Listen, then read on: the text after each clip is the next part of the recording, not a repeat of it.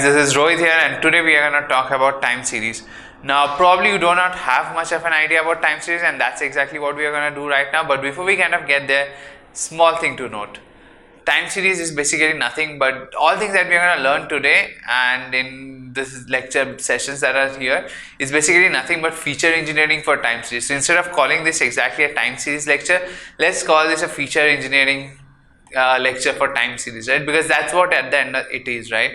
We are not going to basically learn any of new curve fitting model, or we are not going to learn much of anything else for that matter. What we are going to learn basically in this lecture is basically how you can do feature engineering for time series, right? Because time series is a very specific kind of a data pattern, and just keeping that in mind that there's a data pattern in there's a pattern in the data. We are going to try and kind of compute features which are very specific to this kind of data, and that's all about it. We are not going to look at anything else in this particular. So basically, don't get kind of afraid about what we are going to time series, which is probably a new thing, nothing of that sort. Time series is basically one specific kind of data, and given there's a specific kind of data, apart from the normal feature engineering that you're familiar with, we can do some sort of other feature engineering which are very specific to this kind of data, and that's all we are going to learn about, right? So nothing to kind of get apprehensive about, given that's the thing. So now let's try and understand what basically is a time series data, and let's try and understand what is the feature engineering kind of thing that we are going to do, right? So what are the topics that we are going to cover today is basically what is time series, what is time series forecasting, and what is time series analysis. So that's time series forecasting, which is basically predictive analytics, and time series analysis is basically something which is called descriptive analytics. So predictive analysis and descriptive analysis, and then factors to consider while forecasting, forecast horizons, and all of these things, right? We are going to talk about some of these things today. A lot of those things, but the major thing that we're going to try and take back from this particular session is basically what is time series. What is that particular thing which makes time series data something which is very special. Apart from that particular thing, let's try and understand some smaller details about basically what kind of consists of a time series, what are the different patterns that can exist in a time series. Once we kind of understand that, then we are going to try and understand the feature engineering bit of it, right? So first, let's try and understand what is time series, what is so special about time series, right? That we are kind of taking out time and kind of covering it separately, and then basically understand what kind of goes on in building a time series. Once we understand these key things, then it's probably pretty easier for you to kind of pick the rest of the things up. So what is time series? So time series obviously is basically this particular thing that you're trying to record across multiple time points, right? So basically, say it could be price of a stock, it could be the amount of sales you're making every quarter, right? So there's a particular metric that you're measuring, and you're measuring at different points in time, right? So it could be one metric, it could be multiple things that you're measuring, and that all basically is the concept of time series, right? Let's try and understand that. So basically what I'm saying is basically you have a particular row which is time t, and this particular thing which is y, which is the thing that you want to predict, right? So this is the thing that you want to predict, or say it could be probably something else also, right? So you probably do not want to predict, but say there are some other factors also, right? Say x1, x2 are different things. So this is the price of a stock, right?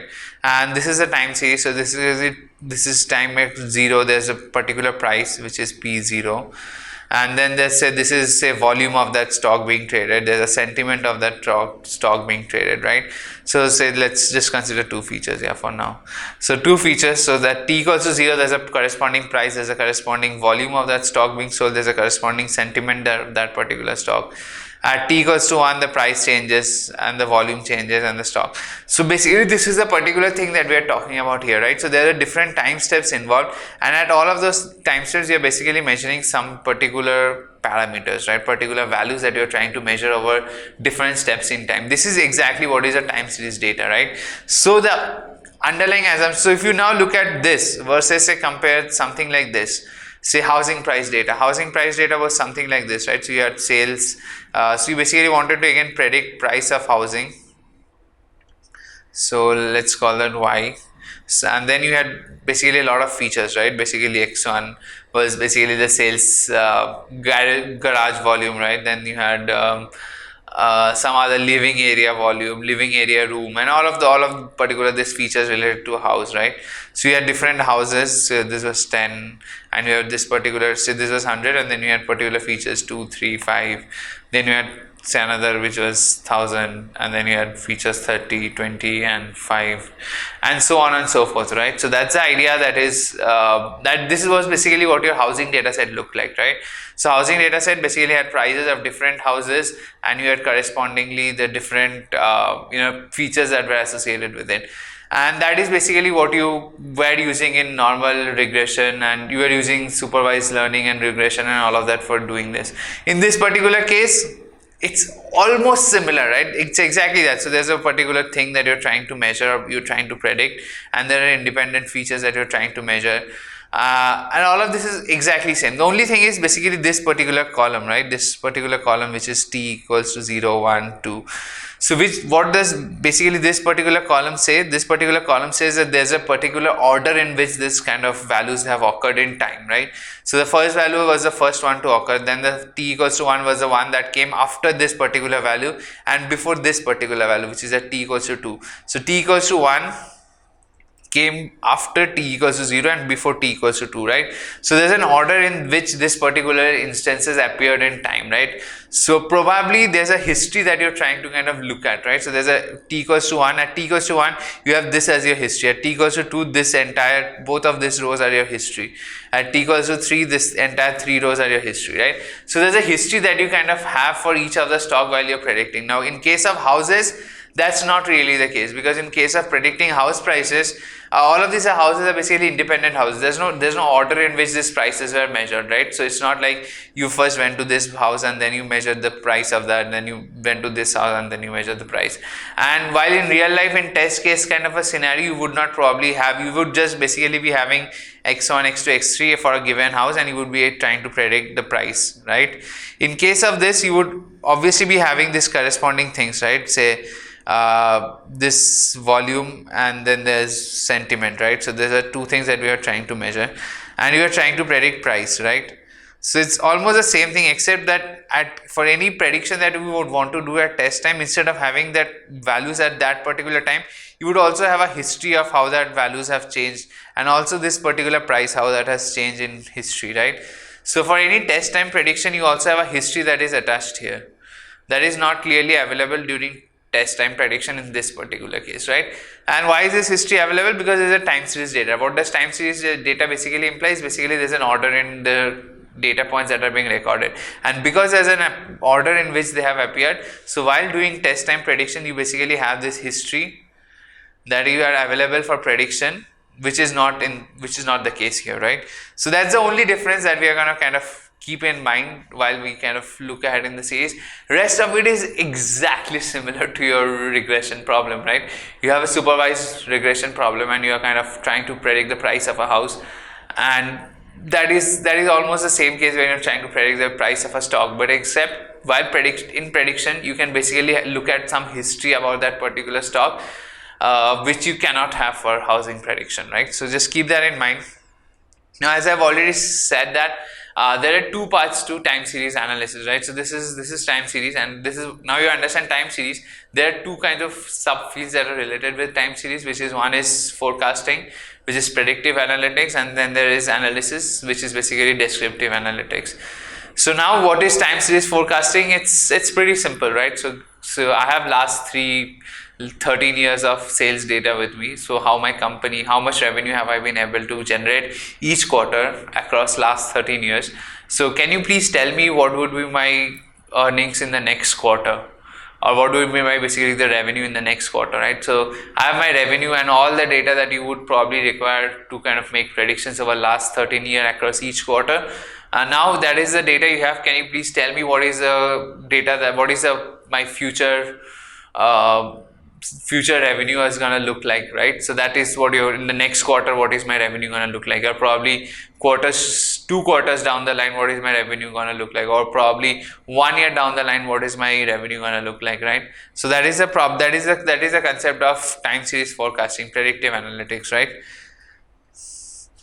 So now okay, again going back, So, and then obviously what is descriptive analytics? Descriptive analytics is nothing but basically this idea that, okay, so I have last 13 years data across all quarters. Can you please tell me, like, is there a yearly trend to my revenue? Is there a quarterly trend that, like, if is there like something like my quarter 1 performance is much better than my quarter 3 performance across last 13 years, or is there something like my yearly performance kind of spikes up in the month of June, or probably something of that sort, right? Is there basically a trend across, say, is there a monthly trend, is there a weekly trend in my data, or something that kind of repeats, or is there a 5-yearly pattern, or is there a yearly pattern, or is there a bi-yearly pattern?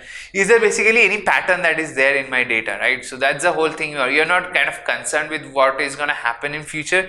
You're more concerned about the fact that is there kind of a pattern that is existing in my data, and kind of picking that pattern up so that you can kind of you can do whatever. You can use that pattern for forecasting. You can do anything that you might want to do with that. But the whole concept of descriptive analytics or descriptive time series analysis is basically this, that you kind of try and analyze for patterns and something that is repeating in the data, and that's what you're looking out for. So what are the different kinds of forecasting? So now let's try and understand, so what are the different kinds of forecasting that can be there. So obviously forecasting, you can have short-term forecast, you can have medium-term forecast, and obviously you can have long-term forecast, right? So nothing around here much. Basically, if you're trying to look for a very small period of time, short-term forecast. If you're trying to kind of go, obviously goes without saying, there's nothing in literature which kind of defines a short-term, mid-term, and long term, right? So it's nothing which says that, okay, weekly is probably short term, monthly is long term, mid term, or probably monthly is short term and yearly is a long term. There's nothing of that sort, right? So just keep that in mind. These are all kind of heuristic terms. Don't kind of get bothered by them a lot. So it's just basically depending on the horizon you are trying to predict, you could have short term, mid term, and long term. So now let's understand what are the basic steps in a forecasting task. Right, so in a forecasting task, you are basically so you're basically concerned about the future, right? You are trying to predict the data. You have the history data, and you look at the history and predict the future, right? So that's your goal. So you kind of have an idea that what has happened in past is basically going to repeat in future. And given that you already have your history data with you, can you look at the future and predict it, right? That's the goal that we are trying to do here in forecasting task. So before we kind of do that, let's first understand the data. Let's have a look at the data. So this is how your data looks like, right? So on one column you see there's a date time that you see here, and on there are only two columns in the data. So what is this data all about? So let's first understand that. Yeah, so this is basically total number of monthly scripts for a pharmaceutical products, right? So basically how many times, let's say basically the product has been bought. So this is some particular drug that is under this ATC code A10, and that has been recorded by Australian Health Insurance Commission. So that is a thing that you have to know about the data. So basically you can sort of say, not exactly, but it's basically a sort of sales of a particular pharmaceutical drug, right? And that you have recorded from July 1991 to June 2008, right? So that is roughly what, 17 years? Yeah. So that's 17 years of data that you have with you. How does the data look like? So obviously you can see there are two things, there are two columns only, right? First, one column is basically your time, which is your 1997 June, then you have 1997 July, then you have 1991 June, 1991 July, 1991 September, 1991 August, October, 1991 November, and so on and so forth. So till June 2008, right? So, and you have got somewhere around what? So you basically got along with that you have basically got sales, or basically amount of sales in $1 million, something of that sort. And you have that particular thing recorded for each of the months, right? So now this is what you need to know about the data, right? So this looks fairly something that you understand, right? So this is this particular drug, and you're kind of trying to say, look at its sales volume across different months, right? So you have already history. Given you have the history, can you predict what is the future? That is your task at hand, right? So let's start first before we kind of get into that whole problem of how we go around the problem solving. Let's first kind of take a step back and first visualize the data. So now that you have a fair idea about what the data is like almost, so now let's kind of go into the visualization thing and kind of try and understand let's go take that step back and understand what this data look like really, right? Like what are the things that you can probably analyze and infer from this particular data. So first is visualization demo. So visualization, as I have already told you, there are multiple ways in which we can visualize this data, and let's start with each of them one at a time, right? So first is time plot, right? What is time plot? Time plot is nothing but plot versus time of, so basically you have on one axis you have basically the sales, and on the other axis you have basically the time, and you basically see how the sales has changed over years, right? That's the most simple thing, and that kind of works here, right? So this is something you can probably see in your notebooks. You see this particular thing. So on your left column you have basically, on your y-axis you have the sales in $1 million, and on your x-axis you have basically the corresponding time, right? So it's July 1991 is your t equals to 0, and then it starts from July 1991, goes all the way till June 1991, and goes all the way till July 2008, right? So that's how your data looks like. So these are your different years, and you can see how this sales has changed, right? So before we kind of get into anything else, right, so there's something that you can clearly note here, right? So what is that particular thing that you can clearly see in this case is basically this particular thing, right? So there's a pattern that you can kind of see in this data. So overall, obviously the sales volume have been increasing over years, which is something that we would expect, right? Across time, sales value has probably increased, which is fine enough. But also there's this very nice pattern that you see here, right? So there's this particular peaks that you see here, right? So there's a peak here, there's a peak here, and so on and so forth, right? So there are multiple peaks around here, and you can basically from that you can kind of infer that probably sometime around every year of sorts, probably every year or year and a half, basically this particular thing, the sale volume kind of spikes up, right? So that's what this kind of peaks suggest to you, right? So there are different, probably a year interval or year and a half, or there's some after interval of some point of time, you can clearly see that there's a spike in here, right? That's something that is very clearly, and as soon as a spike is happening, there's a very, very quick drop, right? So that's something that we have been able to kind of figure out from this particular time series qualitatively, right? We do not know basically what is the interval of this particular events. We do not know how much is the spike and what percentage it spikes by and what percentage it drops by. But clearly we can see that there's a trend that is there in this data, right? There's a particular periodicity of a pattern that is kind of getting repeated. So that's exactly what we are going to try and discuss here. So basically there's a clear increasing trend. Now now we are into time series. Now there are certain terms that we want to kind of define here because it's very specific to time series. So this particular word which you see here in the first tab, which is basically this word called trend. So what is trend again? So trend is basically nothing but how your overall pattern has been, right? So overall, has it been an increasing trend or is it a decreasing trend, right? So that's something that you can kind of easily figure. So basically, given your entire time period, is there an overall pattern that you see, right? So this is not at a very small level patterns, right? So what I'm saying is basically look at this particular graph. And in this particular graph, you can basically clearly see that there's an overall trend that is here, right? So there's a the sales amount is pretty low here, and then as time progresses, there's an increasing the sales volume, right? Overall, as such, in generic average way, there's an increase that you can see here, right? Here the sales volume are roughly around 3, 4, 5, and in this year 2008 you can see the sales volume are roughly varying around 30, 35. So there's an overall increase as such, right? So don't consider any patterns inside, but an overall average there's been an increase, right? So that particular thing that you see observe across the entire period is basically called a trend, and obviously there's a clear and increasing trend, right? So there's also, apart from that overall increase, there's also something which is what we notice is basically there's a strong seasonal pattern in the data, right? Which is what we described, right? Basically there's a peak and there's a fall, there's a peak and there's a fall. So that is a pattern that we can clearly see in the data. and then the sudden drop. So now there's a reason that we kind of attribute it to. So what is the reason? That the sudden drop at the start of each year is caused by a government subsidization scheme that makes it cost effective for patients to stockpile drugs at the end of the calendar year. So what is basically happening here is basically there's a government subsidization program that kind of makes it stock effective, that makes it basically cost effective for you to kind of stock up on drugs at the end of the year, so that you can kind of save up your costs on the rest of it. So what happens is during probably December or sometime around that end of the year period, November, December, around that Christmas holiday, the government kind of gives you this subsidization and says, you know what, hey, go out and buy as much medicine as you want because I can go give you for a much cheaper rate. So during that particular period, the volumes kind of rise a lot, right? Because everyone is probably going into the market and there's a sharp increase probably.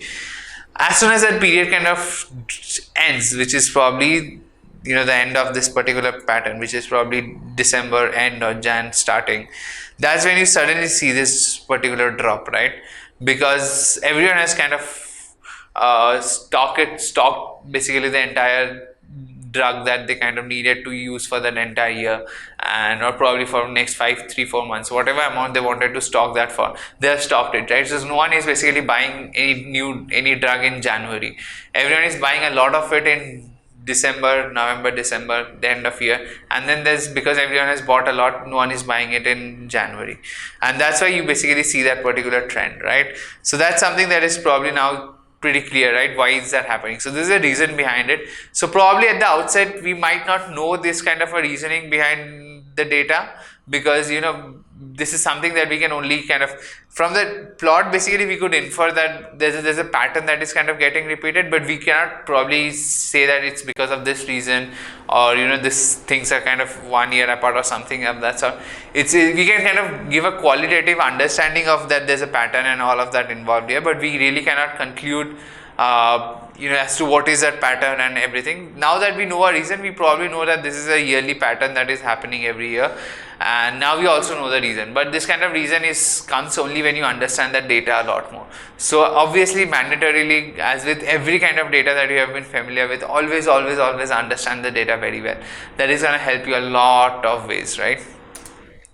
So now that we know that, so next concept is basically stacked line charts. So this is basically, you have months on your x-axis, and you basically, now what you're trying to see is basically some kind of, you're trying to look out for patterns, right?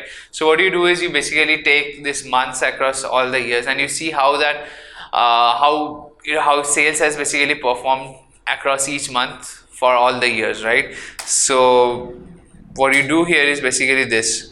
So you have all the months here, and what you do here is basically you have Jan, and you see how the sales has been for Jan across to all the years, right? Starting from 1997 to 1991 to 2018, 17 years.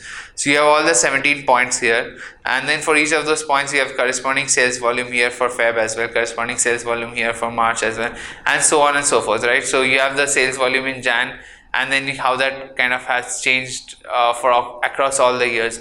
Then you have all the sales volume for month of Feb, and you can see how that has kind of been for all the years, right? So this is basically this whole concept of stacked line charts, basically nothing but stacked across. There are different line charts of how the sale has changed over an entire year, and then you stack multiple years on top of each other. So that's the concept of stacked line charts. Again, nothing much around here. Just one thing to kind of keep in mind is basically how you plot all of this is basically using so how you plot is basically using this thing called Sns Point Plot, right? So Seaborn, you have to go to use Seaborn, and then in Seaborn you have to basically pass a point plot function. That's what exactly you're going to do. You're going to pass what is the corresponding months that you want to plot, and you basically pass the different years as different colors. That is what basically this function does, right? So you pass different years as hue, and that basically gives a different color to each of the years, and that's about it. That's particular thing that we kind of want to keep in mind. Nothing very fancy about this, right? Very simple graph. You have the volumes across the years plotted together. So now this, obviously, what is the reason that you want to kind of do this plot is basically kind of capture some seasonal trend, right? Because when you do that overall plot, right, the overall time plot, time plot was you had y-axis sales, x-axis all the times points, right? Then you basically could clearly see some seasonal pattern, but there's an overall pattern that you kind of saw. Now when you're trying to do things like this, you're basically also trying to kind of capture that seasonality. So you can obviously see that what I was mentioning, right? So at the end of Jan, probably that's where you kind of have the highest sales volume, and that kind of dips in Feb and then again picks up towards the end of the year, right? So that's the thing that we kind of know for sure, that end of that's exactly the pattern, right, which we should know that end of the year it's high, which is basically this particular points on your left. These are Jan points, and then it suddenly drops. You can clearly see in Feb basically the kind of sales volume has particularly dropped a lot, and that's because of this reason that we discussed, right? This government offering this subsidiary scheme and all of that. So nothing much in it. So that is the kind of thing that you want to kind of infer from this kind of plots. Just to keep in mind, the first plot was basically for you to see the overall pattern of the data. This second plot is for you to kind of see what is the seasonal variation in the data. Now then there's something called box plot. Now you're already familiar with what is a box and whisker plot. So you have basically all the quartile values and you basically plot it for. So what you're gonna now do is basically, instead of plotting it as a stacked line chart, you're gonna plot it as so you have got all the 17 values, right? For every month you have got 17 values, and you're gonna plot, instead of plotting them as stacked line charts, you're gonna plot that as a box plot, right? So that's about it. There's nothing more about it. So nothing that you already know what is a box plot. You have this particular value which is median at this, and then you have 75 quartile, and then you have 25 quartile, and then you have this graph, and that's everything is absolutely something you're familiar with. So what you're doing is basically across each month, right? So just a minute. So on your x-axis you have got basically all the months, and on your y-axis you have basically got this box and whisker plot, where you are basically taking all the 17 values for that month and plotting a box and whisker plot with the same. So again, that's something that you're going to do for seasonal trend capturing, right? So there's nothing that is very weird about it, right? So it's all very basic things, right? We are not doing anything which is very specific to time series as of now, right? We are doing concepts which you are probably very familiar with, right? So EDA, you have done all of this and you are very familiar with all of this. Log on to GreyAtom's learning platform to unlock more free content. Subscribe to our channel and hit the bell icon for regular updates.